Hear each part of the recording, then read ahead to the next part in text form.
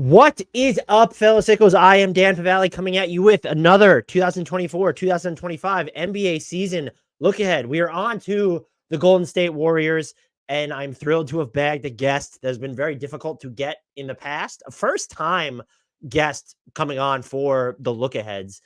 So I think you're really going to enjoy the discussion that we're about to get into, all things Golden State Warriors. Just a quick reminder, as always, to subscribe if you've not already. Apple, Spotify, leave ratings and reviews. Those help a ton. Also, like, comment on all our videos on YouTube, subscribe, turn on post notifications, help us really pump the shorts with comments and likes and shares. We appreciate all the support as always, but I think that's enough. So again, very excited to have this discussion. First time look ahead guest. We're going to talk about the Golden State Warriors. They've covered this team specifically for years and years and years, and I'm excited to interrogate them for the next 45 to 60 plus minutes. So let's get to it. Mr. Grant Hughes, welcome to your debut as a NBA season look-ahead guest. I'm a little bit nervous because I've never interviewed you before, and the chemistry can always be a little off for the first time collabs on these look-aheads, but I'm confident that we'll be able to establish some type of a dynamic, even though this is foreign. And so I just begin, sir, how are you doing? I thought it was weird that you sent, I assume, hired thugs to my door and they barged in and forced me into this situation, locked the office door and politely set up all my podcast equipment. I'm here under duress. I don't feel safe. I'm uncomfortable. How disappointed is everybody after that intro where it's just like, who's it gonna be? Who did he get? Is Mike Dunleavy going to do the Warriors preview? Does that what? No, that would no, honestly, just me. If you get players or executives, for the most part, those tend to be like the least insightful discussions because they're just not giving you anything. Like the stuff that's worth talking about is always talked about off air. So everyone should be thrilled that you're doing this because you've never done it before, but we know that you follow the Golden State Warriors like pretty intimately, I would assume. Yeah. You know who Steph Curry is, right? I feel like I don't know. I feel like I've done this before, but it might not have been for the Warriors. It might have been like somebody dropped out and I did one like for, I don't know what team, the Magic or something years ago. Really? Again, not during your, not like, I don't know what it says about our host, like co-hosting dynamic that I've been begging you to do this podcast for half a day. You're just like, no, not going to do the Warriors one. You need anyone for the Hornets? That's what you keep asking. Okay? It's got a lot of Hornets thoughts. So I am excited to get into this team with you. And we don't really have to go over their offseason stuff because you and I have talked a bunch about their offseason stuff. So I'm going to begin with a super in-depth question that I hope doesn't fly over the heads of people who might be more casual fans. I know we can get lost in the X's and O's. Grant, what's the single biggest storyline you're going to be tracking for the team this season? I mean, isn't that a hard question though? Like, so the one I've kind of trotted out a lot and we've talked about is the emergence of, or potential lack of, like a second star guy to lighten the load on Steph as he enters his age 36 season. And just looking at the roster, actually, I should couch this in, having watched the preseason, there are a lot of takeaways, I think, that are interesting and kind of change a lot of what I thought prior to the preseason. That's a stupid position to take because the preseason doesn't matter, but the team is pretty different. I still think, though, sort of you can't not say it's this angle is who's going to be that guy. And it's like, well, because Clay really wasn't last year, and he's gone, obviously, but it's like, and you're never going to get a Durant caliber second guy again because that's just, just a total, all the planets aligned for that one. But someone who emerges, whether that's a young guy that takes a step forward or someone that they may try to trade for, and we can talk about how close or not close some of those efforts were. But I think that's it. And it does that angle does kind of bleed into some other ones that are interesting to me that we can discuss. But I just feel like you can't pretend like it's something other than that. You could say like Steph Curry's health, but it's like, well, then that's true of the best player on every team you're going to do a look ahead for. And he's not on the Joel Embiid level anymore where that's the day-to-day storyline. So it's a little different. It's more like, I mean, it is a little different, I guess, in that like age 36 season for a guard is like the expectation should be like massive drop off. The fact that it's been really gradual over the last 3 to 5 years is that can't be the focal point. And if it is, it's like a short conversation, because it's like, well, he'll either get a little bit worse or a lot worse, and then that's okay. So then what? Like, that's not really, that I guess underscores the importance of somebody else emerging as like a high usage, shot creator, playmaker, scorer. I don't know if this would be like the actual biggest storyline, but this player does feel like he will shape what is going to be the biggest storyline or how they approach the season. That is Jonathan Kuminga. Mhm. And much of the preseason, the lead, like training camp, and the lead up to the regular season has been spent just everyone openly wondering or opining about which position he needs to play. Is it the 3 or the 4? Can he play the 3 on this team? Should they've had a stretch big on this team if they wanted him to play the 3? Where do you sort of land on that entire overarching discussion? Specifically, like what position he should play? Yeah, well, I mean, like, or what position? I mean, let's say there is a stretch big on this team. Mhm. Do you think that he can then play the 3, or do you view him more strictly as a 4? So personally, I know that distinction has been drawn really clearly. Like, Kuminga thinks he's a 3. I think he's basically said that explicitly. Maybe the Warriors think he's a 4. That has definitely been said explicitly. And the lineup, the data from last year is it's like over 90% of his minutes he was designated as the 4. So there is a disconnect there. In my opinion, I don't think it matters that much. I think the 3 and the 4 are kind of like whatever. Now, it's different on this team because whether Draymond Green is the 4 or the 5 makes a huge difference in sort of how the lineups look. So if Draymond is the 4 and you're playing him with a center, then yeah, Kuminga is a 3. I just think like his skill set kind of works either way, and like the things he's good at and not good at don't really change depending on which of the forward positions he's occupying. To me, I think the reason that question is interesting and kind of tricky to figure out is what it means for the rest of the lineup, which is kind of what you're getting at, I think. So like, I guess my answer would be if Kuminga is going to shoot with as little hesitation from 3 as he has in the preseason, especially on just catch and shoot stuff, then I think it's a lot easier for me to imagine getting away with him as a 3 without a stretch center. Just because that, it's like, oh, we need to accommodate him with spacing at other positions to make that work. It's like, well, if he's providing the spacing by being a pretty high volume threat on the catch, then I think that mitigates some of that issue. So like, I know it's almost too hard to talk about it in terms of just like what position is he or what should he play, because you have to just rejigger so many different things in the rest of the lineup potentially. And then ultimately, again, it may not matter, because if he's going to shoot a bunch of 3s, then I think that just opens up your options a little bit more, which I think, as we'll talk about, that is almost a problem with this roster, because there are too many options. There's too many guys that need to play or that should play, and it just makes all the lineup decisions hard. I know he's been getting them up in the preseason. He's been hitting them. I'd just be curious if he's taking them. How long does it take for defenses to change the way that they're going to guard him? Because even if he's shooting, let's say 45% on 3 to 4 catch and shoot 3-point attempts per game, okay, if that's not getting defenses to come out to him, that makes life harder on everybody else, which I guess gets into the Draymond Green and are they playing him with TJD or Kevon Looney, or it doesn't really matter. And to me, as of right now, I guess I'll phrase it this way. When I look at this roster, it feels like the best way to optimize it in general with what Kuminga does and doesn't do versus the personnel that they have would be that Draymond at the 5 has to become more of a staple, which is something I know Draymond doesn't like. I know the Warriors haven't liked it. And I understand, especially now as he gets older and kind of the rigors that are associated with it. And so I'm just curious, is that what's going to become a potential default? Or we saw them, I think it was it Wednesday night? They rolled out the jumbo lineup. Didn't they have Wiggins was basically the 2 with Kuminga starting at the 3?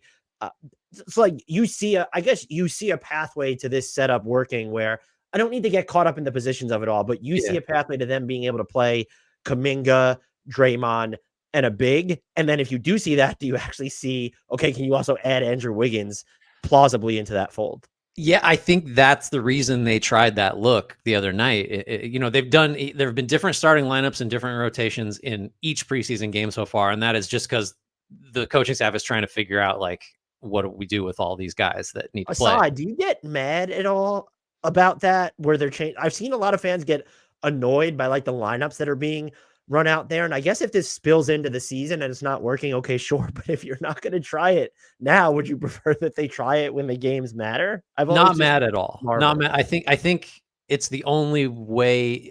It's the most logical way to approach the preseason because like they just don't know. They can't know. They added 3 guys that are theoretically rotation players. They've got all these young guys, not all. They've got several young guys that need to get looks, and so it's just like it would be weirder to me if they had gone with a starting 5 for all of the same one for all the preseason games and just like decided that was the look because I don't think they know that yet. So the small ball thing with Draymond at center, if you'd asked me a month ago and I wrote about this, and I think we probably talked about it, like that makes the most sense to me. Whether he likes it or not, whether the Warriors are comfortable using it as like a first option as opposed to oh shit, we're down 2-1 in a playoff series, we gotta go to the death lineup or whatever. Just because that's how you get Kuminga and Wiggins on the floor together. That's how you get more athletic. And their two best high usage lineups last year were involving Green at center and Kuminga and Wiggins. The difference was, is it Podziemski or Klay Thompson at the 2? And Steph obviously is the 1. So like those were their best lineups in terms of units that played over 300 possessions, which like that's not a lot, but that's the biggest samples they had of any 5-man units. So I was on board with that's the way you go. You got to start the season that way because your margin for error is smaller. Your superstar talent is diminished. You can't like hold it in reserve. If you want to make the playoffs, you're going to need to start with your best weapons.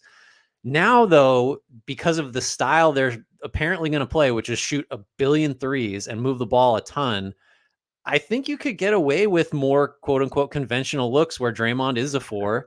And it's probably Jackson-Davis at the 5, I would guess, over Kevon Looney, just because I just think Jackson-Davis brings more athleticism, shot blocking, like that kind of stuff, more dynamic play. And Looney can handle being benched, I think, more so than a lot of the other guys.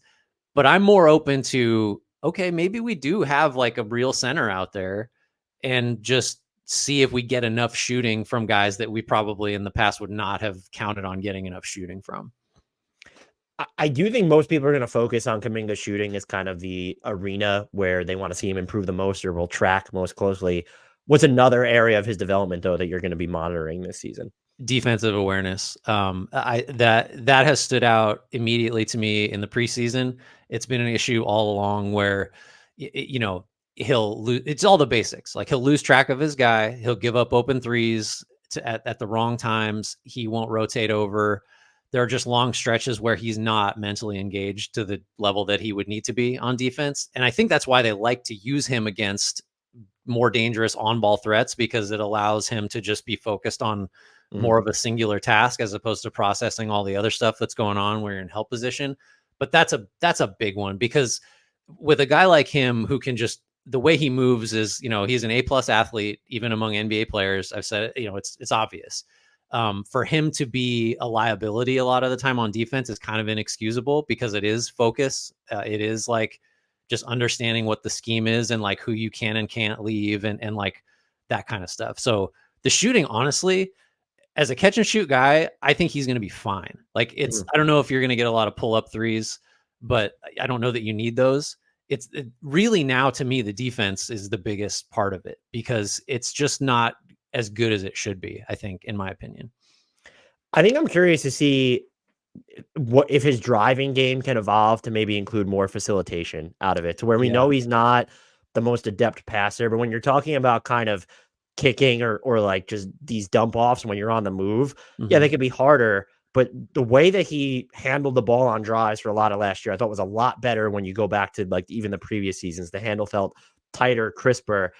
Do you see that level of decision making in him? And then also, how much is that then potentially impacted by the spacing that's around him in the front court you're running? Yeah, I don't know that he's. I would be really surprised if he was ever, a guy that in running a pick and roll on the strong side would make the like one arm sling pass to the weak side corner, like the Luka pass. Like that's just, I don't see that for him.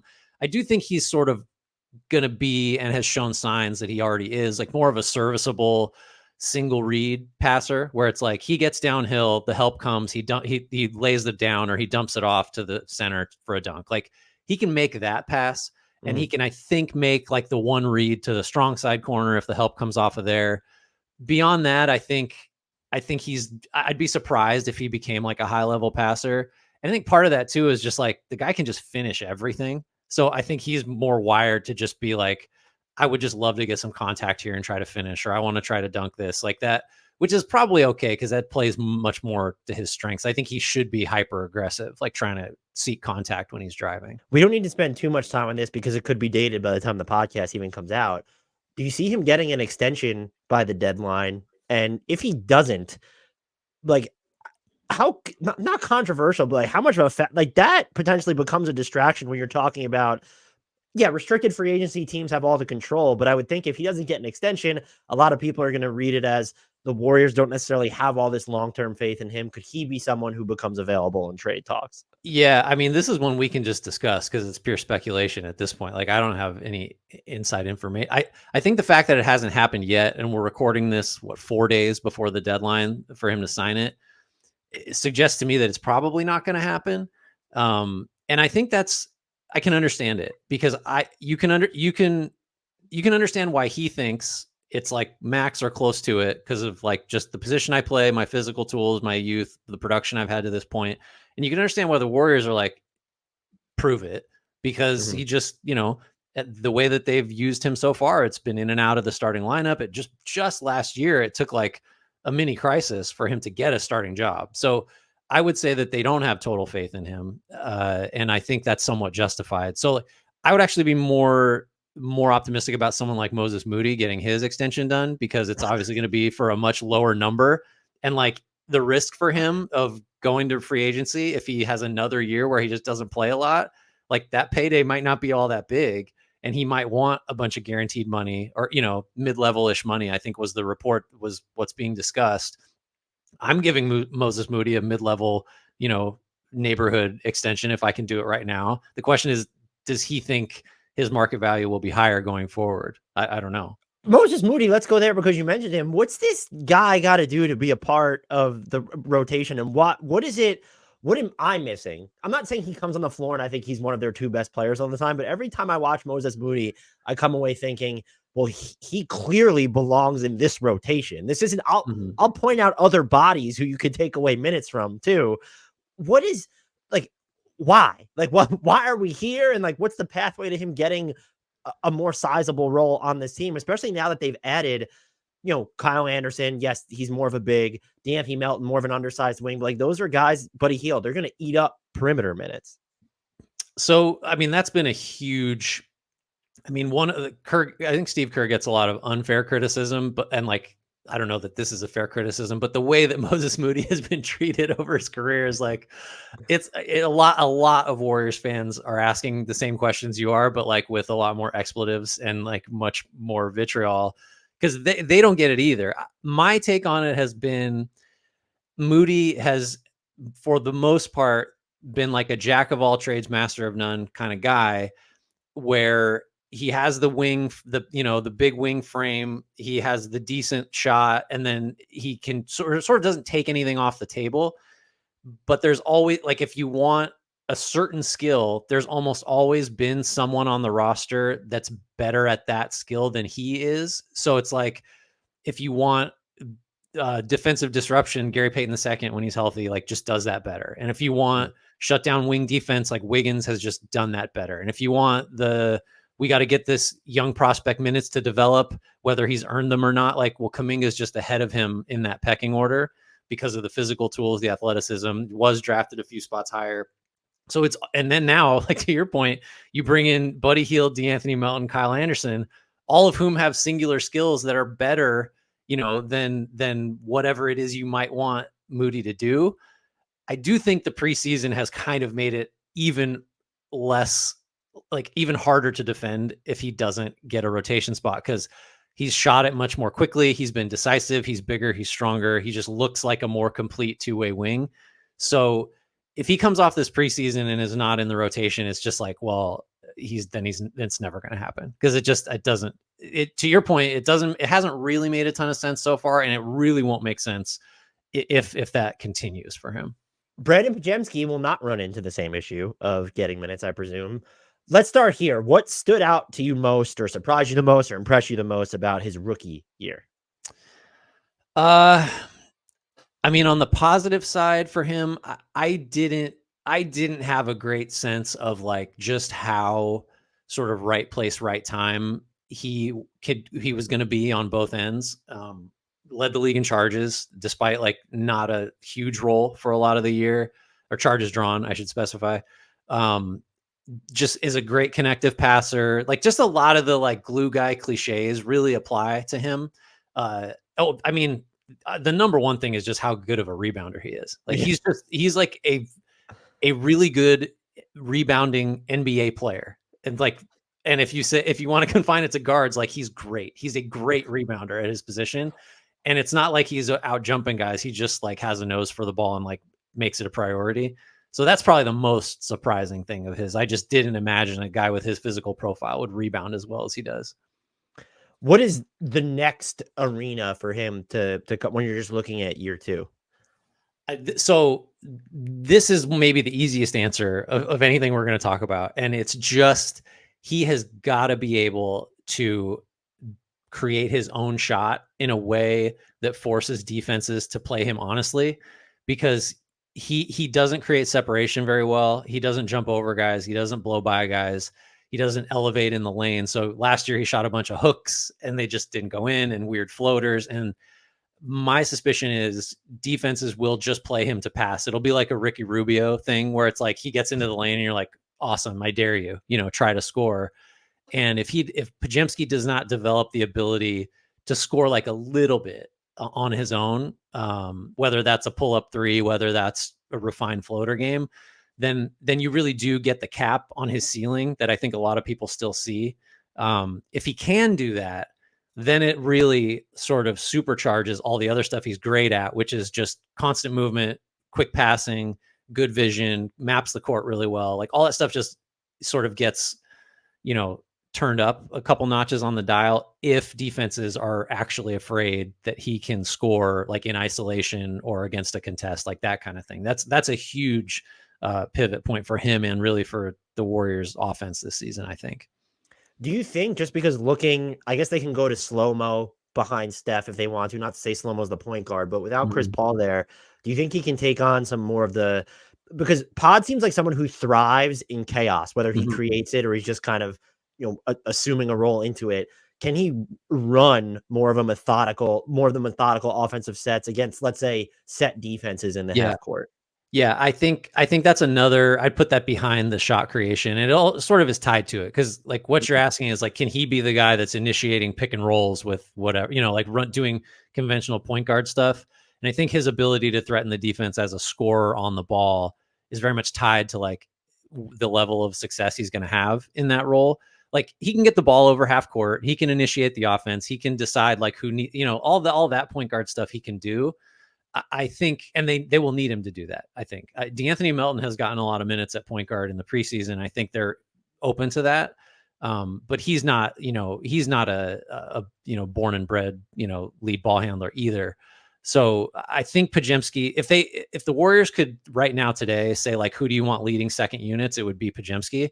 And It's just going to come down to, can he do more conventional point guardy stuff, while also like being the connective guy, being the sort of guy who I think speeds up the offense in a good way when he's not actually the on-ball kind of point guard guy. I think that's another big, like, maybe it happens, maybe it doesn't, pivot point for his game. And so we assume he's just going to continue to come off the bench then. So I don't know. I think when I say lead the second unit, I think that's, he may just be staggered with Steph a little bit, and he might start, and he may also just run the backups when Steph comes off, or he may run it in tandem with guys like Melton and Anderson to spread the playmaking out a little bit. To me, that's still very much unsettled.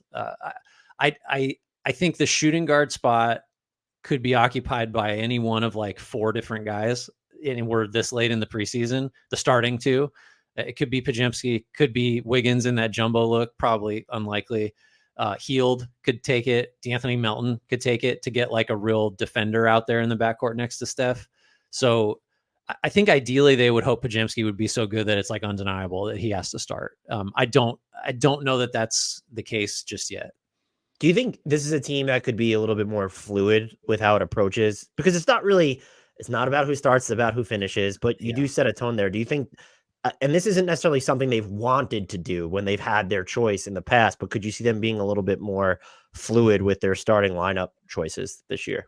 Unfortunately, yeah, because I think you're right. Like, and I think Steve Kerr said after the most recent preseason game that like you want that starting five to sort of announce itself and make it pretty obvious. And Wiggins being sick for most of the preseason has just made that hard to do because they're like trying to figure out how to work him in and like, is he entitled to a starting spot? Like, do we need him? So I think it will almost have to be fluid.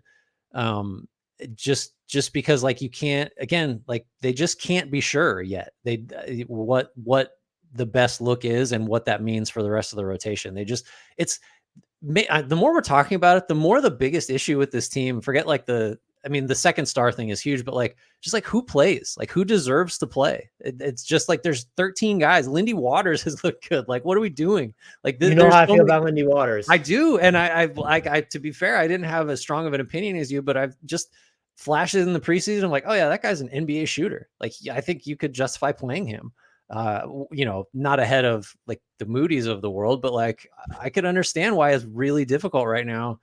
Just forget the starters, like the is it 10 deep? Is it 13? Like, I don't know. I think all these guys have shown enough in the preseason to say like it should be a competition. Like that is how they're looking at it. Like all these spots are up for grabs other than Steph's spot and Draymond's spot. And nobody's like, it's not clear to me, I'd put it that way yet, who actually warrants real rotation minutes over who doesn't, I guess is the better way. Like who has played themselves out of a role. And I don't think the answer is like nobody to this point. Before we get into some of the new additions and some overarching play styles here, Trayce Jackson-Davis, your guy, what stood out to you most or impressed you or surprised you the most? Same question for him as a rookie.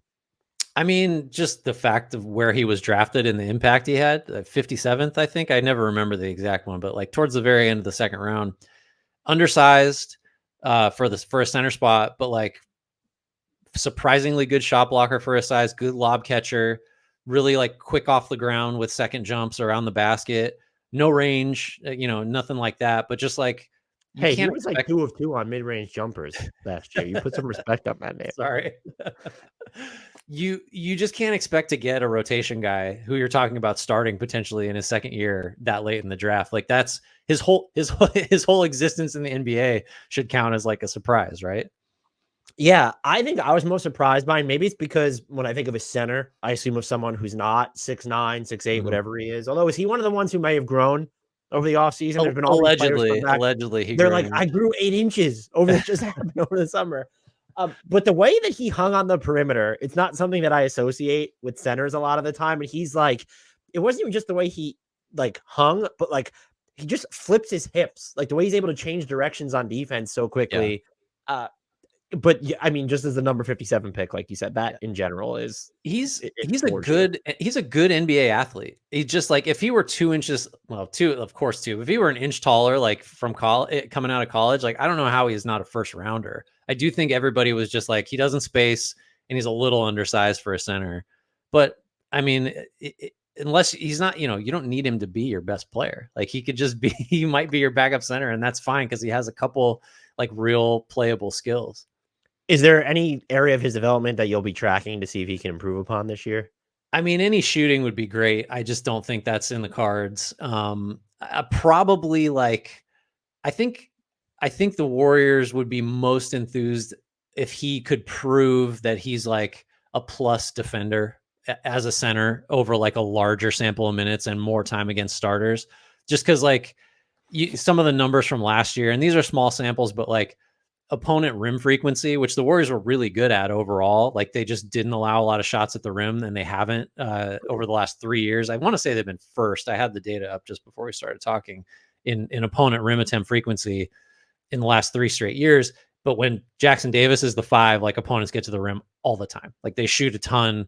They make it like a league average clip as opposed to like a below average one when someone else is at the 5. So like it's not clear to me that he can be anything close to an anchor defensively. So like him without Draymond at the 4, just I don't know what those numbers are off the top of my head, but anecdotally, I'm not super comfortable with that. So if he could take a step there, that'd be big. Is there, I mean, I guess if you're playing him with Draymond, it's not as much of a concern, but the rebounding when he played without Draymond for the team was not great, if I remember correctly. And that might be part and parcel of, okay, well, you're playing an undersized center. Yeah. Is that a potential sore point for this team in general? Well, I mean, really, like their rebounding has been okay. They were, when he plays with Draymond, they were in the 99th percentile of defensive rebounding. Yeah, that's the rebounding is not super high on the list of concerns. Like we could talk about transition on offense and defense, talk about the turnovers, the free throw rate, all that stuff. It's real issues. But yeah, I think it's sort of similar to the rim protection thing. Like he's really not a conventionally sized center, and he's not like a monster on the glass if you don't have help in there for him. And he's not a shot blocker. I mean, he can block shots, but he's not a guy that like plays the cat and mouse in the pick and roll thing, and with his length can just sort of guard the lob and the finish from the ball. Like that's just not going to be something I don't think that he ever excels at. So it's like he's hugely surprising, like pleasant, great story, great useful guy, but it's like he's not going to be a plus starting center for 10 years. I don't think. Like he just doesn't have the tools or the size for that. Does he have more staying power than the Jordan Bell hype? Yeah, Jordan Bell, Festus Ezeli. There was a time. Good. Festus, yeah. There was a time where I felt better with Festus Ezeli on the floor than Andrew Bogut. And you know how I feel about Andrew Bogut. I think he's certainly already done more than Jordan Bell did to like prove that he's going to have a long career. But it's asking a lot if you're saying like be our center and we'll play, any kind of wing heavy lineup around you want and we'll be fine. I don't know about that. Let's get into some of the new guys. The one that I think I'm most fascinated by, and I don't think he'll be the one that has the biggest impact, but Kyle Anderson. Yeah. How do they use him on this team? Are they pulling the Kyle Anderson at the 5 lever a bunch, or what big are you trying to play him with the most? I'm just very intrigued what you think his role is going to look like on this team.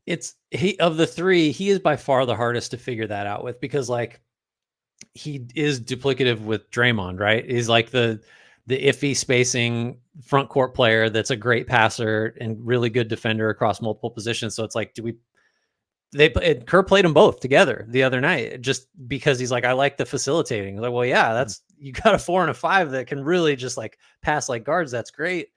I just don't know how viable he's going to be unless you really have specific lineups that are shooting heavy around him.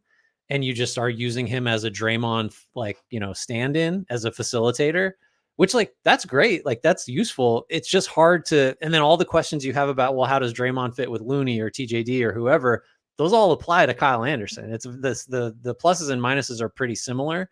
So I guess the only thing you're certain of is like, well, if and when Draymond gets suspended for a huge chunk of the season, you just kind of slot Kyle Anderson in there and he does a lot of the same stuff.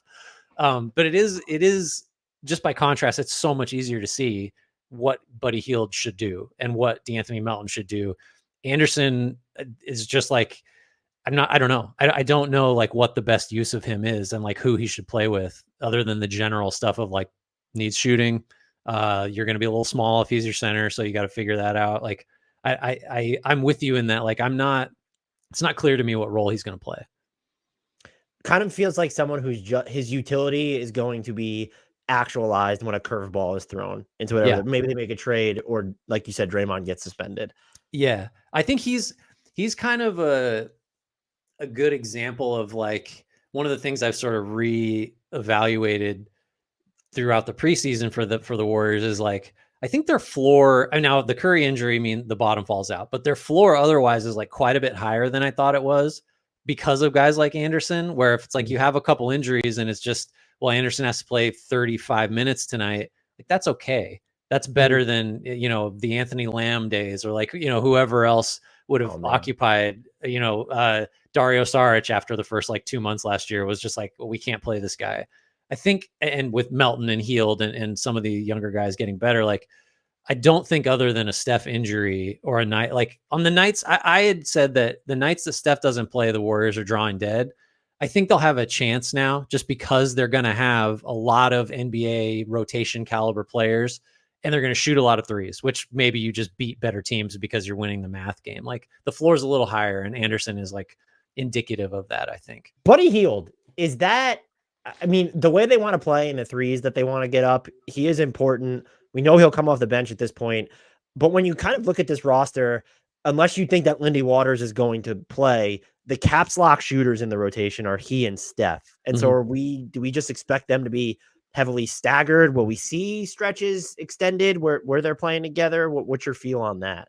My guess now would be, and this is probably should have been the intuition from the start, is that Hield is going to get a lot of like all you can eat minutes on the second unit because he's just wired for that. Like he wants to shoot it whenever he touches it. And like, I think actually that's probably like what should happen a lot of the time.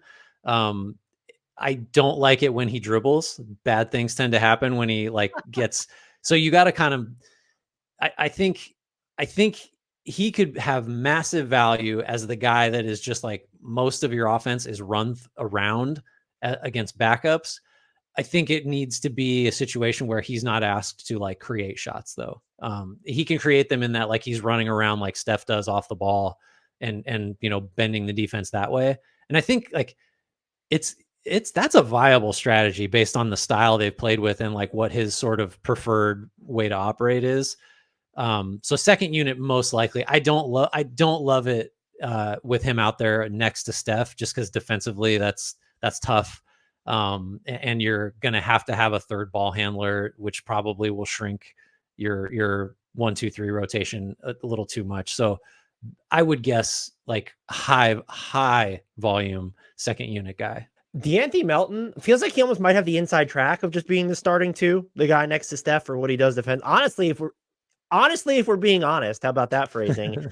I would probably just start Moody if you're worried about getting the spacing without compromising the defense. But it seems like he kind of has the inside track on, all right, that's how you're going to round it. It's going to be, to me, it feels like TJD and Draymond and Steph and Kuminga are all locks. And I feel like De'Anthony Melton's going to end up being like kind of the fifth lock. Man, so Wiggins isn't starting. I mean, not that I'm saying that's the wrong choice. Like, I think, frankly, there's actually a much bigger topic we can get to, like maybe like on the catch-all at the end of this related to that. Remind me if we don't come back to that. But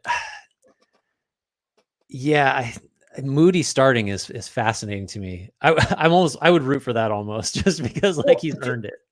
You talking about Buddy Hield, it did make me think that if you were trying to optimize your Kyle Anderson minutes, and we know he's coming off the bench, like a Hield, Moody, Anderson like trio and fleshing it out from there makes so much sense. Yeah. And then to your Wiggins point, if you trust that he's at least going to play within himself, maybe hit some spot up threes, like that's a trio he would make some sense alongside too, because then you're kind of maximizing your spacing around slow-mo's ball handling and decision making. Yeah. I mean, I didn't answer your question about Melton. I think there's a lot of sense in him starting because of the defense, because of the secondary ball handling, sometimes primary ball handling, good enough shooter, willing enough shooter. But like, I don't know. I think they really want Podziemski to have that job, but Melton is just, it's for him. I think it's just the back. Like is the back going to be healthy? And if it is, like, I don't really know how you keep him off the floor. I don't know if that means a starting spot necessarily, but he's probably the most like balanced option, I guess, of the guys you could start at the two. Although then there's Moody too. I don't know. Like, I think Melton doesn't make as much sense as a backup as a lot of the other guys do. So maybe it's like a default thing. I'm just not going to have answers for like who should start at the two, because I don't think the Warriors have them yet.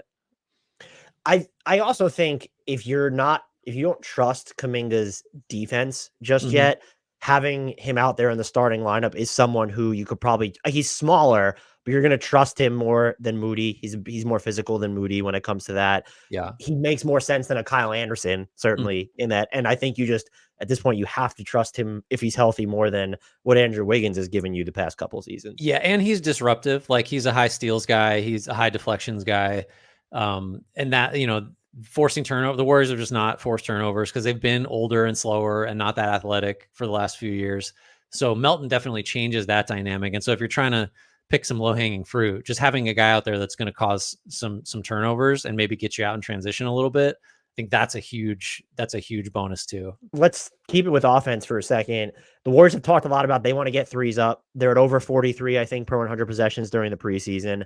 Do you see this 3-point mindset holding? Like, do you buy that this is their mindset for real when the games are going to start to matter?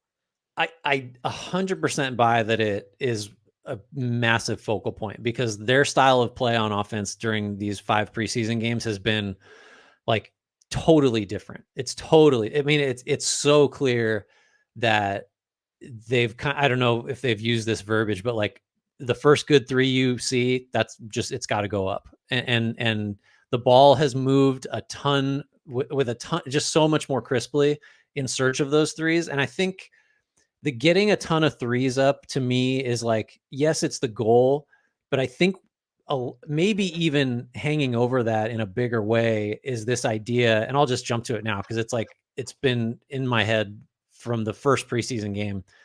I think there's like a little, it's part of like a pure offensive strategy, which I think I'm tying to Klay Thompson's absence, because with Thompson specifically last year, he was someone they were like, we have to get him shots. We have to run certain sets to get him looks, to get him going. One, because he was in fact unhappy behind the scenes. Like he was pressing, he was forcing shots. So they were trying to engineer stuff for him to like get going and find his groove and like be the guy he was.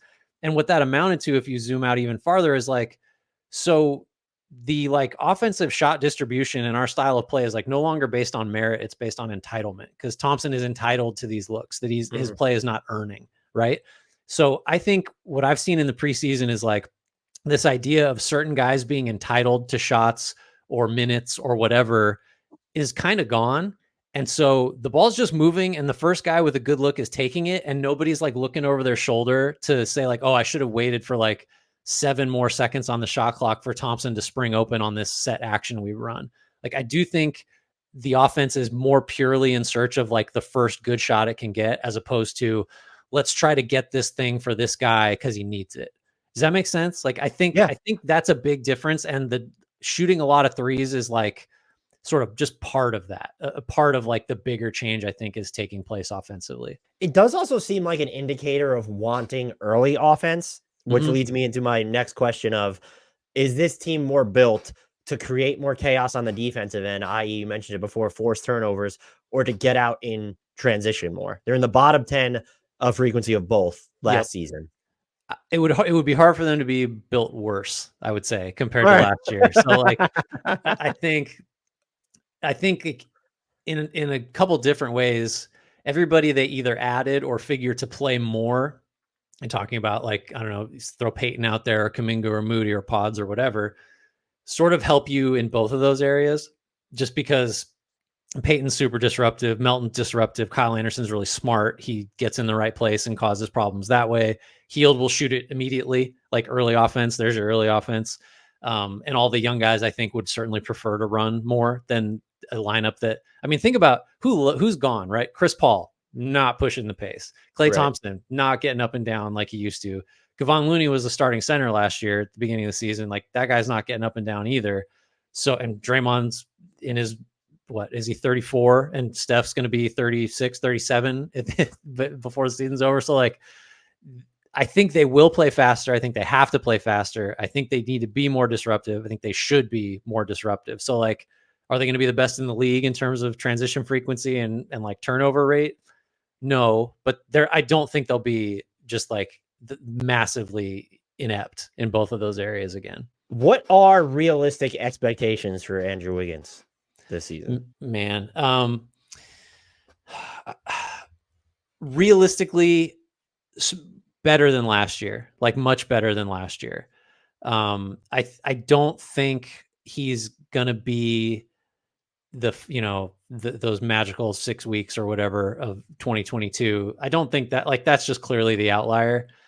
I think a realistic expectation on the high end would be we get a couple weeks into the season and there's like, oh my God, there's no question he should be starting and closing like that. I think he has that in him just because of what he's shown and his size and his two-way ability.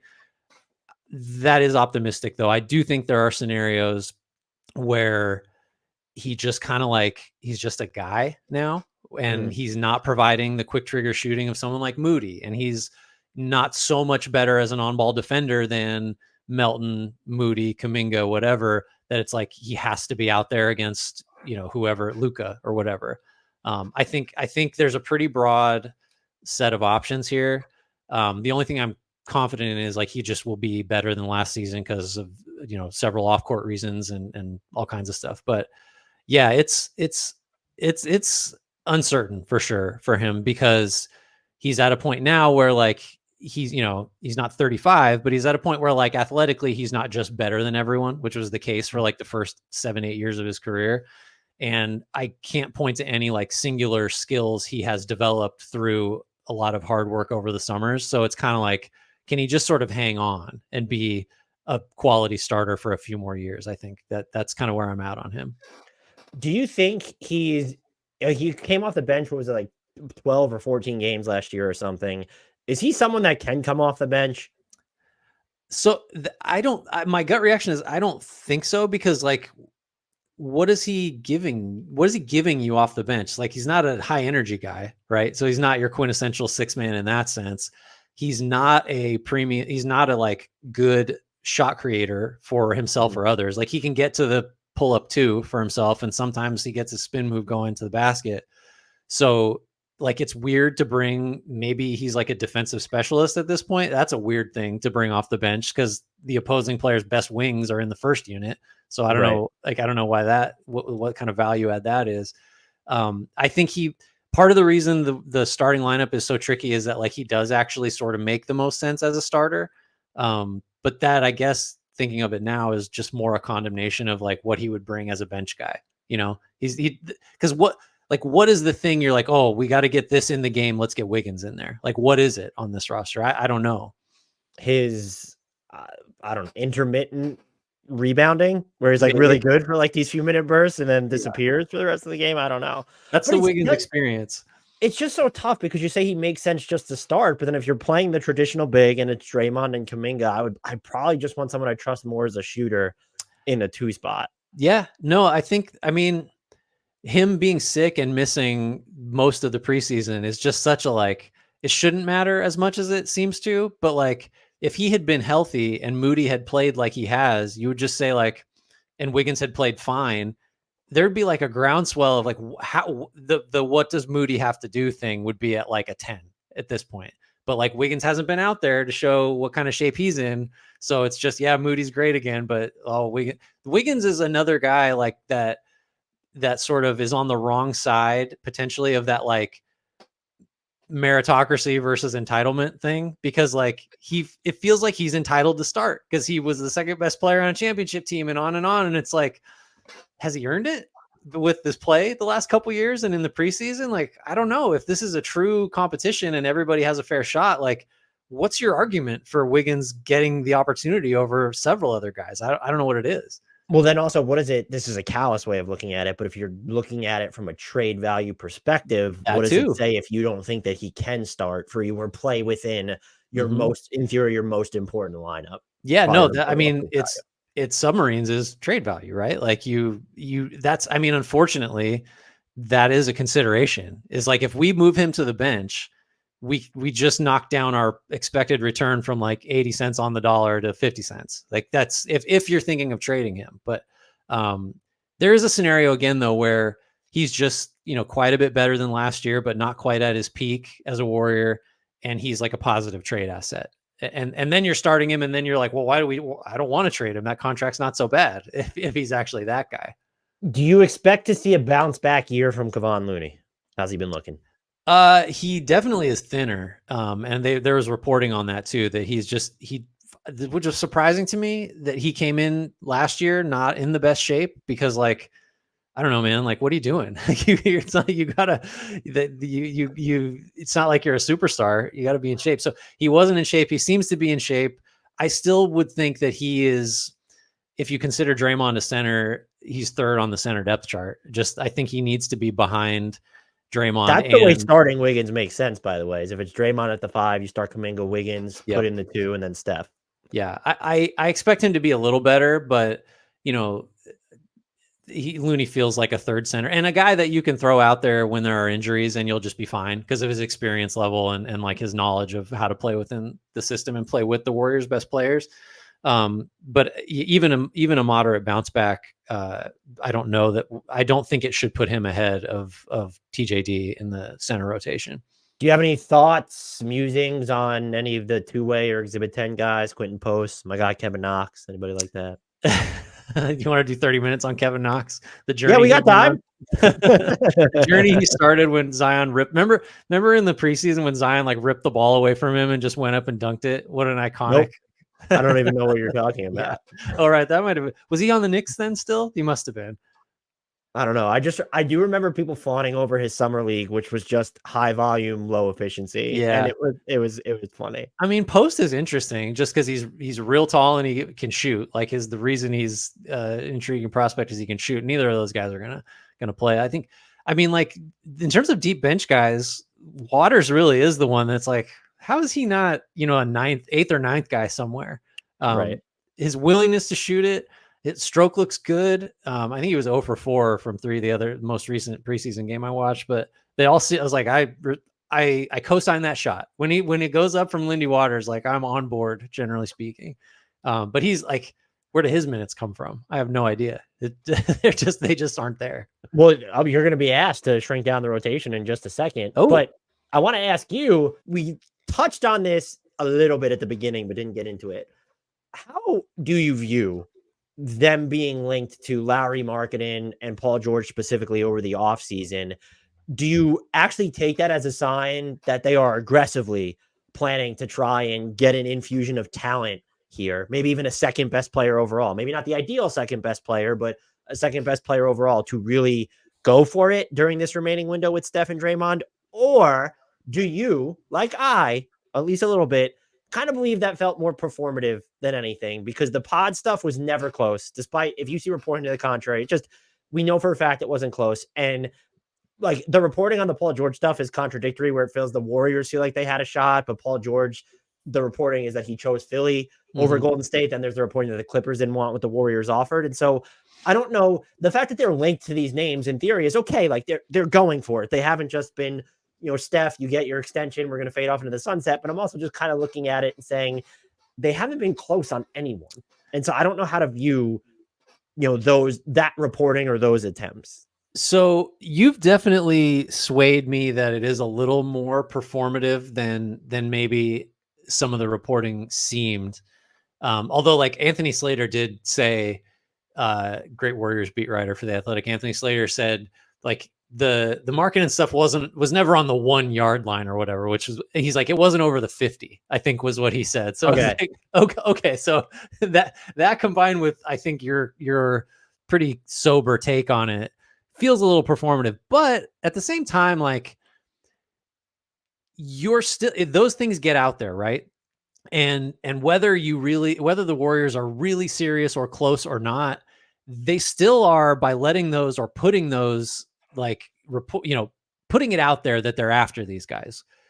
It's like, it's still alerting all these players on your current roster that would have to be traded, that like, hey, we're thinking about it, fellas, like that. So they're still, even if it is performative and maybe semi unserious, like you're still willing enough to let that stuff out there to risk the feelings of uncertainty and marginalization and like, oh, they don't want me, that you're creating in the guys that know roughly like, probably it's going to be me going, right? Whether that's Moody or Kuminga or Wiggins or whoever, like it's not a risk-free proposition to be performative in that sense. So there has to be something real involved in it, is my point, because the downside is real. it doesn't seem like they were close on marking. And the Paul George thing kind of ended up in hindsight feeling like the LeBron thing, where it's like they asked, you know, they were interested. Yeah, okay, sure. Yeah, I can understand why they were interested. Does that mean they were going to get anybody? I do think, at least, like, bottom line, it's indicative of a willingness to like explore some options, try to get better. And some percentage of it is lip service, like for Steph to say like, hey, we're trying, got him to sign the extension. Please. We're trying. Maybe that was the end game all along.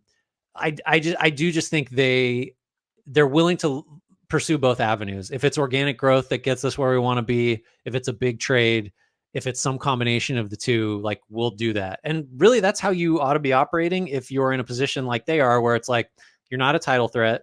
You're definitely not like a, top 5 lottery team. So you got to just be willing to take like whatever path towards improvement presents itself. And I think I do feel comfortable saying like they're looking, like they're open to trading guys for a star should one become available. I think that's real. Do you think, just based off the spectrum, Larry Markkanen's a fantastic player, but he's not like your traditional second star. But then you're linked to Paul George, who is definitely closer to that, even if he doesn't bring the same type of shot creation. Is there sort of just like a indiscriminate view from their end of, we just have to get someone who could qualify as our second, like a second best player upgrade? Because I could ask you who's the worst. I could ask you what their biggest need is, or who the worst player is that would put them at least on the periphery of the title discussion, but it doesn't ever feel like it's going to boil down. Like, just to throw names out there, it's, if LaMelo Ball became available, well, that would make sense for this team. If Jimmy Butler becomes available, that would also make sense for this team. If LeBron wants to play with Steph and Draymond, that would almost also make sense for this team. I've struggled to winnow it down to say, like, this is what they need, though. Like, this is, if they're going to get a second star, this is who it has to be. This is what they have to do. Because I could talk myself into Larry Markkinen, who is more of just this oversized play finisher than anything else. We'll see if he can do some more shot creation stuff now with the way things are set up in Utah. But that's what's tough for me, is that, okay, it's good that they're looking, but like, what move could they actually make, or what type of player could they acquire? If they, let's use Jimmy Butler as the analog here. If you have Jimmy Butler on this team, do you think that's enough to like get them into the title discussion? I think that's really close, probably. Like, but that's the level. That's the level we're talking about, right? Like, Kawhi, so like top 20, like, top 25 guy. It's got to be someone that is as big a threat to make an All NBA team as Steph is, I would say. Okay. So like, it's top 15, I guess, just to use top 15, top 20, just because, like, Durant, if things went sideways in Phoenix and you just bring them back, like someone at that level, Butler's like, I think Butler's probably there, where it's like, okay, we can talk about the Warriors alongside the Minnesotas and the Dallases or whatever. Like, I don't know if we get to the OKC level, but we can at least discuss them as top 4 in the West. Like, you got a puncher's chance type of thing. It's got to be somebody that good, I think. So like, to your point, Markkanen probably doesn't get you there. And Paul George, maybe, I guess I think he would have, just because there's enough shot creation there, and then he just fits. Where Butler is, okay, he brings the rim pressure, the shot creation, the defense, but how do you feel about him as part of the Warriors' larger ecosystem? Right. Probably still fine, just because the way Steph works alongside anybody. No, I mean, to your point though, it is like, it's got to be an All NBA level guy. Wow. I mean, I think that's just where it is. I mean, unless every single young guy in the pipeline, Kuminga, Pods, Moody, TJD, like, all get significantly better. But then, like, you're trading most of those guys to get the player we're talking about, or some or most. So it's like, that's why the guy just has to be so good, because it's not just Steph needs someone at that level. It's that you're giving up other guys that in theory could be your 3rd, 4th, 5th best players to get this number 2. So the trade-off is, you're sending out a lot to bring, that level of player back. But ultimately, you think, and you could say this about any team, if it's the right move, it's a move they're willing to make, but that you ultimately think that if an opportunity on the Jimmy Butler level or similar presented itself, or the Paul George level, just because he was mentioned in the offseason, that is something that they would actually do. I think so. Okay. I think so. It's, all the caveats are there of like, if the price is right, and if it's the right guy, like, all that stuff is there. I think they're open to it. I think, and like, again, I don't Hey, think Kawhi might be available, not to play, but he might be available for trade. he might be available to acquire and watch sit. Poor guy, that sucks. Sorry, Yeah. wrong No, tangent. I think, don't you think that or do you, I'm curious, like, do you think that it's just like, they're not going to do it? They're going to let Oh the young yeah, guys mature, or? I don't know if this is like too QAnon of me, but I don't think they have any intention of making such a move, even if it's Jimmy Butler, maybe if it's LeBron, Mhm. but like, I just don't.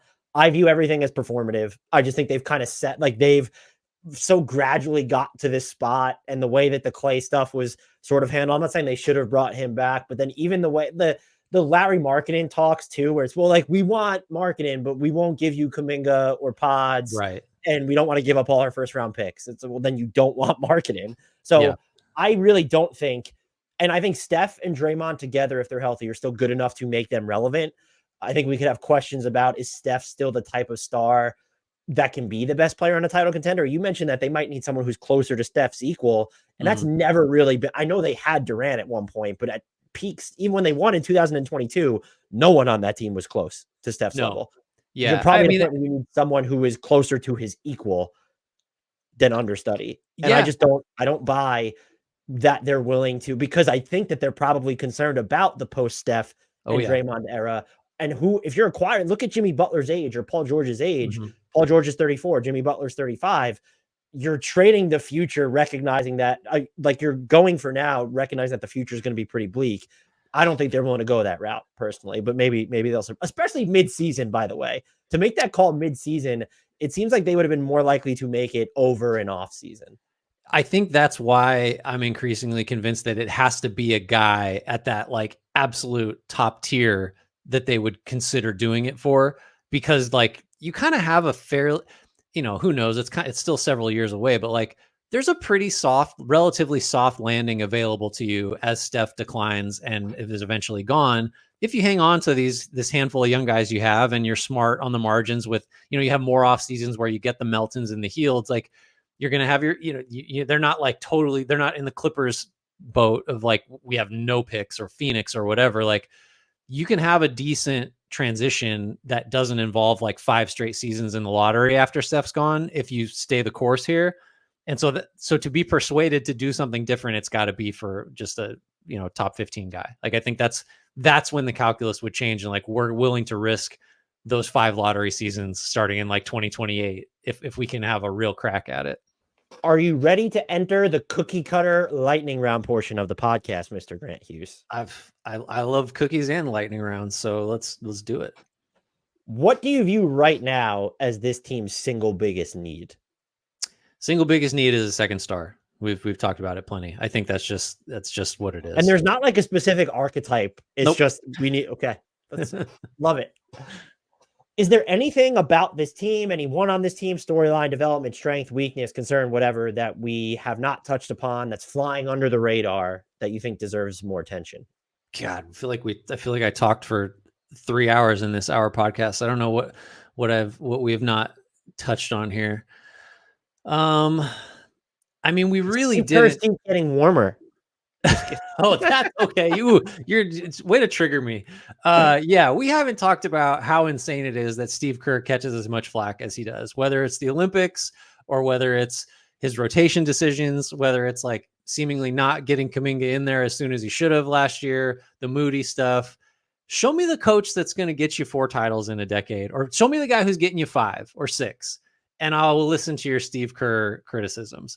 Because to fixate on the rotation stuff and the other things at the cost of, like, think of the personalities this guy has had to manage, and think of the stressful situations he's had to navigate. Think of all the other coaching stuff that we just take for granted that he has excelled at, that no one else, I posit, could have done as well at. And just like, let's just not pretend that it's all about like how much Moses Moody is playing. And like, that's what we're judging a coach on. Or like, why is Jason Tatum on the bench all the time in the gold medal run? Don't you think that had to earn him some goodwill among Warriors fans, right? Pissing off all the Celtics fans, right? Yeah, sure. that was, yeah. I'm sure Tatum was the best player in practice, and Kerr just was trying to be as petty as possible. Yeah, no, thank you. That is what we haven't discussed enough. Is I am in Steve Kerr's corner, And you should be too, unless you can show me the head coach that would have done better than him with all the difficulties of the past 10 years. Here's the thing. How many titles would they have if Moses Moody was already part of the rotation? I think like 8 or 9, probably. It's to hear some people firing right there. The top, when you're looking at, if we had to shrink the rotation down to 10, looking at their top 10 most played players by the end of the season, I weirdly think they have 9 locks. So I'm going to go through those very quickly. You could tell me if you wouldn't include anyone. I have Steph, Melton, Wiggins, Kuminga, Green, Pods, Hield, Slow-Mo, and TJD. Those all feel like guys who are going to be in the meat and potatoes of the rotation. I think you got to add Moody. So then it's just, okay, no GP2, Kevon Looney kind of on the outside looking in, no Lindy Waters, which is not too controversial, but they're like kind of a hybrid between the Rockets and the Blazers at this point. Like, because they're good, but they're not good enough, but they're basically stacked at every position. They have some developmental prospects going on here, some nice veterans going on there. I do think so. GP2 is someone that just has never stayed healthy. So I think like you can just sort of put him on the periphery. Like there'll be nights where he plays, but there'll be weeks at a time where he doesn't. And that'll be because of injury or whatever. And frankly, because I think Melton gives you a little bit of what GP2 does and then some with the shooting and the ball handling and stuff. And then Looney is another guy that I could just see kind of being more of a bench, deep bench player, just because that's somebody has to be. We love Lindy Waters. We've established it, but he's also, I think, on the outside. So if we throw Moody in there, that's 10 guys. And then you're just talking about injuries, making some decisions for you night to night or week to week, which is like, I think, you'd love to have 8. Everybody would love to be, in Boston's situation where they're when healthy, clear top 6. And you got 2 or 3 guys after that. You got your Hauser, Pritchard, Cornette, or Tillman, whatever. The Warriors just aren't that team. Their rotation is going to be like too deep, I think some people will say. What would you guess? This will be to some extent, Matt. Well, actually, sticking with the rotation for a second. So if Kevon Looney's on the outside looking in, we're gearing up for a lot of Draymond at the 5 then. Because and Anderson probably. Kyle Anderson at the 5. So like this team is going to be small. They're going to be small anyway, but like they don't, at least TJD and Kevon Looney are what you would consider true bigs. Yeah. Yeah, I think that's what else are they going to do? Even Looney's undersized. We have like that's the identity. Considered like him and TJD. They're true bigs in my mind. But yeah, you're right. What should be this team's most used or their go-to crunch time unit? Well, we can, at least for this one, we can just say Draymond's the center and dispense with the conventional center because that just is what they do. So I think if it were me, I'm going Steph, Podziemski, Wiggins, Kuminga, Draymond is my closing 5 most nights.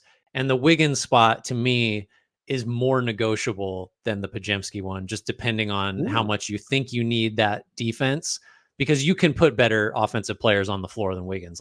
There's like 3 guys you could put out there that would be more helpful offensively. Who would be, so of the players that you didn't put in there, like who would be, and by the way, the lineup you mentioned was a plus 12.5 points per 100 possession last year, top-notch offensive and defensive ratings. They also just played under 500 possessions, but who's kind of the toughest cut or like on the outside looking in is the player you consider to sub in most for Wiggins or someone else?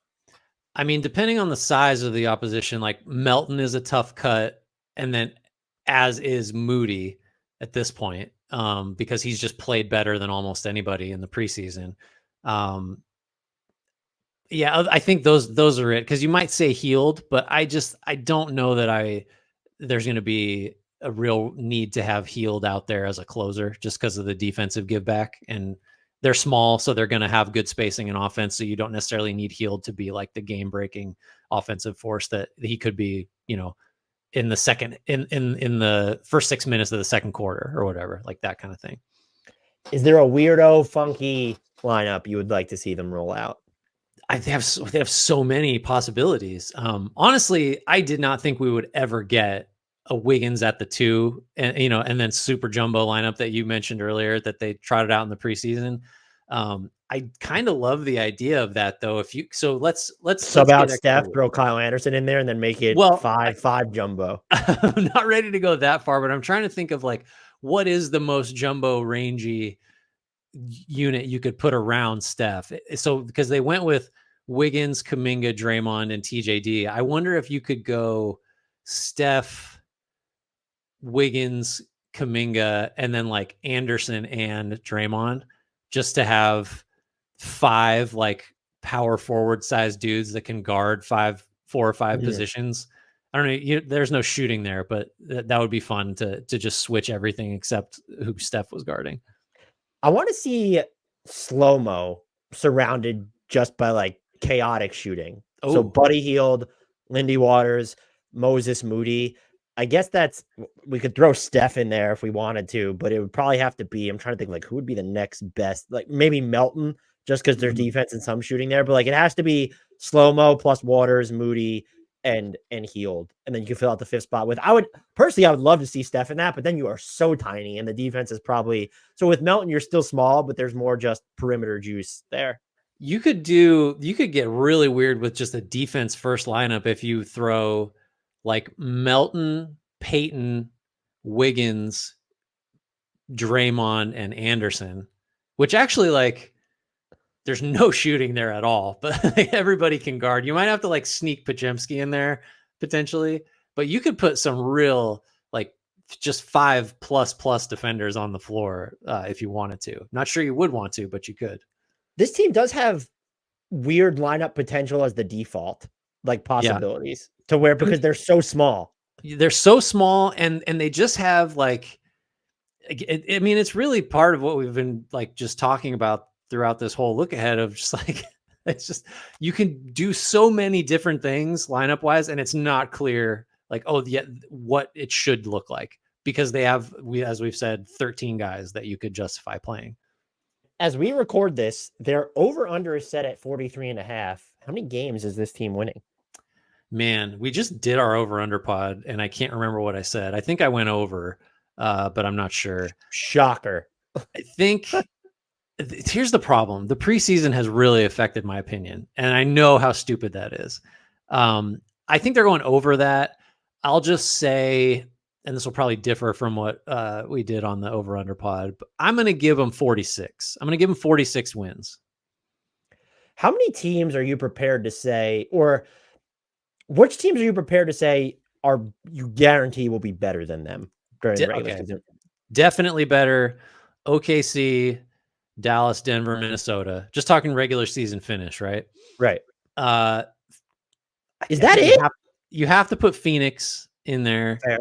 And then who am I missing? Somebody? Because now we're down to you're pretty high on Memphis traditionally. Yeah, Memphis. I'm not prepared to guarantee Memphis is better than them. I'm not even sure I could do that with Phoenix, because I just feel like there's potential for disgruntled stars there for sure, but I'm just curious to see how it all kind of comes together where, okay, you have Bradley Beal, Devin Booker, and Kevin Durant, and you added another ball handler in Tyus Jones. So I feel like the teams I'm only prepared to, and this is not, I'm super high on the Warriors, so I think I went under on the 43.5 number, FYI. But if you're asking me to guarantee right now how many teams in the West I think are better than them, and this is probably the case for any team that's not these 4, is just I have Dallas, Minnesota, Denver, and OKC. There's probably different tiers within them, but those are the 4 teams that I have in sort of like, that's my top 4 in the West. And then you could tell me, basically, short of Portland or Utah finishing 5th, you can tell me any other team finishes 5th, and I'd probably believe you. Yeah, I think like guarantee, like capital G guarantee, it's those 4. There definitely are. I mean, that's the thing. If you're going to have a debate about the Memphises and Phoenixes, like I think we start talking about the Kings and Lakers and Rockets, and then well, what about the Spurs? Like it's equally hard to guarantee the Warriors will be better than all of those teams. They're just in that big mix from, I guess you could say, 5 to 12 or 13 in the conference.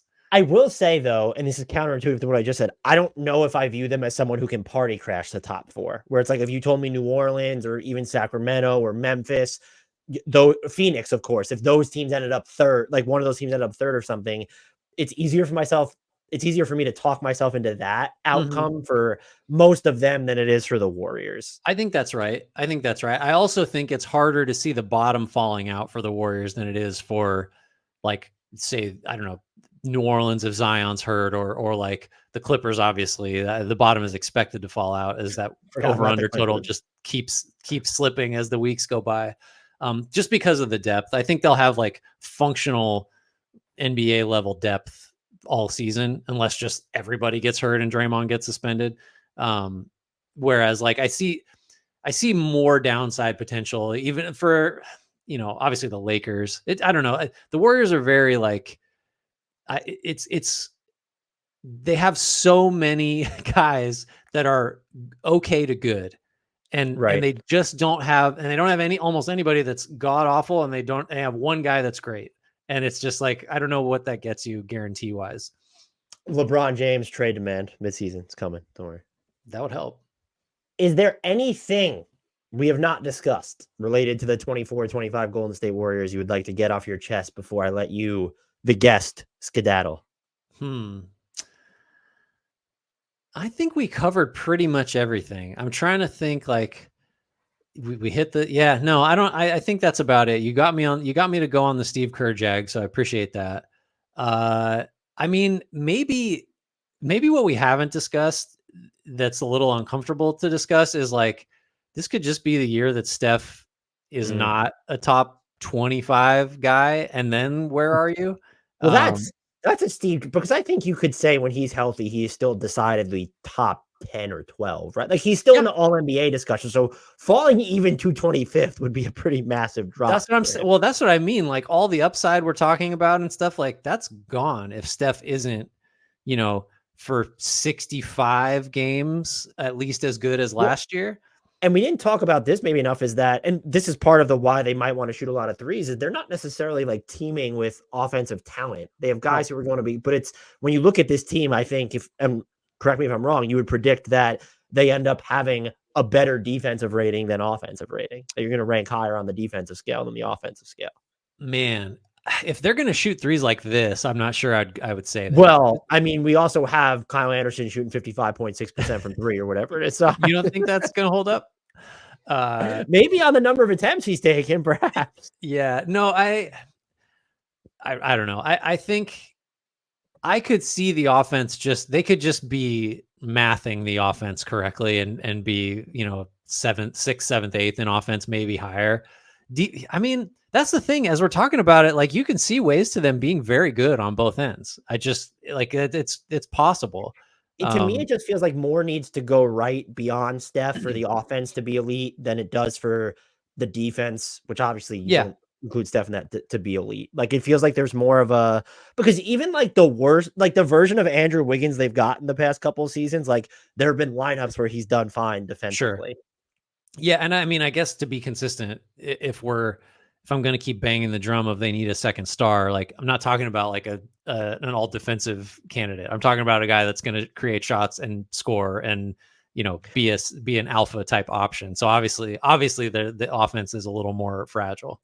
I guess the thing we also didn't talk about and I have wondered is would they make an upkeep, like slight upgrade trade where it's, hey, you're not getting any of our young guys or even a first round pick, but let's say RW3 is healthy. Maybe you don't want him because you say, oh, we have TJD and we have Draymond, we don't need him, but just where it's someone, there's an opportunity to get someone without giving up like any of your core. Like maybe even let's say Moses Moody isn't considered a core asset by them at this point. Who knows what they consider him, but you're able to do something where it's salary and something like that to make a visible upgrade to your rotation, but it's not your second, third, or fourth best player coming in. Sure. I mean, and really like, actually kudos to us for not actually saying, I don't think we did say the words consolidation trade. Because like anytime a team is deep, it's like, well, why don't they just trade like 3 decent guys for a great one? It's like, because it doesn't ever work that way. But yeah, I do think, I mean, really, if we're going to be, rational about it, it's more likely that a trade like the one you're talking about happens than the superstar trade, just because they have the salaries to do it. And they have the decent like pick equity where they can spare a good second. Or I do find myself falling into the trap of, well, if you're going to give up 1 first round pick and you're like, that's going off into the distance. It's like, well, what are we doing here? Like you're only, it's kind of like we talked about this a lot with the Lakers where it's, why would you only give up blank and 1 first round. Like, you might as well just go all in and get someone better. So that's what I have a tougher time squaring away, where I don't trust that they're going to make the nuclear move.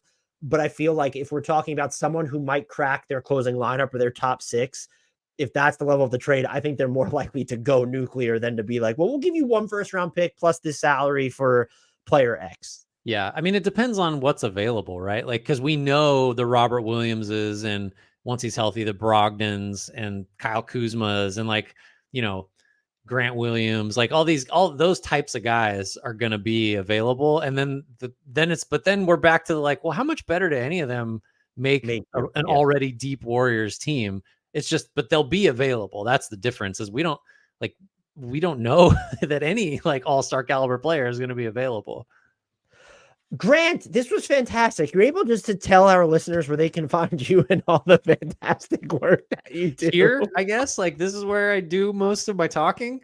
Yeah, I don't know. That's it pretty much. You can follow me at GT_Hughes. Really, what you should do is just follow Dan at Dan Favale. The podcast, dude. I was getting there. You can listen to HardwoodKnocks. Should I just do my outro where I say all the rate, review, subscribe, comment on YouTube, help the algorithm love us back, join our Discord? No one's gonna appreciate this bit as much as you and I, which is really unfortunate. I mean, all the Lookaheads can't be exactly the same. So yeah, follow. If you haven't, like, if you're listening to this or watching it and you haven't subscribed to wherever you get your podcast or on YouTube, like, I don't know what to tell you. Do that. I mean, please. I will tell you from our YouTube, the guests don't care. 90% of our YouTube views per month come from people who are not subscribed to us. So if you've watched us, subscribe to us. Yeah. And like, thanks, I guess, but like a lesser thanks to you than anyone who's actually subscribed. Also, this is now traditionally the time where the guests say something nice about how good of an interviewer I am. Oh, so do you want? Okay. Noted. Can you get this out of here for real, though, so that we can let 80+ minutes of Warriors talk? Yeah, it's what the people wanted. You did do a good job. I will say, and everybody always says this, but like, the outline you put together for this is ridiculous. Like, because the answers to most of the questions you're going to ask, and it's just a lot of work. So I do appreciate that, even though for this team, I didn't need a whole lot of prep, but and hopefully that's not obvious based on the level of depth of my answers. No, this was great. Like I said, this was the team I wasn't worried about waiting until the end because we have you. So that's a luxury that other podcasts don't. So suck it. I'm worried about them because they're too deep and there's nobody that's great except for Steph. That could have been the whole thing. We could have done this whole preview in that 5-second blurb, but we didn't. Thanks everybody for listening, for watching. Again, rate, review, subscribe. Give us a thumbs up on YouTube. Any shorts that Dan puts up there, any of our clips, any of our full episodes. Make sure you comment as well. That's very helpful. Tell your friends. If you have Warriors fans that I don't know, hate Steve Kerr, maybe don't tell them to listen to this. But otherwise, please spread the word. Join our Discord. Links for that in YouTube and podcast description. Buy our merch. Dan has some on. I don't today. I've chosen to wear a shirt that blends perfectly into the paint on the wall behind me inadvertently. So camouflage, mostly camo for today. Thanks again. Apologies. See, I don't even know how to do this when I'm the guest. Shouts Frank Ntilikina. Apologies, Jared Allen.